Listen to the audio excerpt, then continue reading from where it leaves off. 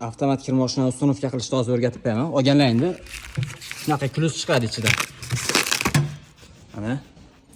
Biz buni olib o'tsalang, orqada 4 ta bolti bor. Transportirovka bolti deydi. Shuni mana kulishni orqa tarafga tushadi. Bo'shatib to'ralasini olib qo'yasizlar. Bu mashinada baraban atrofga urilmasin deb mahkamlab qo'yiladigan narsa. Shuni sug'urib olib tashab turib, garantiya taloni bilan birga chiqqan 4 ta plastmassa bo'ladi. Shu qopqoqlari joyiga qo'yib qo'yasiz. Bu narsalar ehtiyotlab olib qo'yasiz. Mabodo boshqa uyga ko'chirayotganingizda yoki birorta joyga olib borayotganingizda yana shu to'ralar bolti qatirib qo'yasiz. Keyin bu ichidan chiqadi.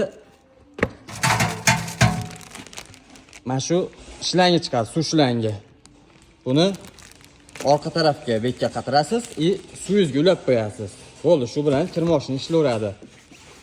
E'tibor berib qo'yasizlar, mana shu narsa qimmatlamaslik kerak. Tekis joyga joylashtirsalaring, uzoq yil chiroyli xizmat qilaveradi.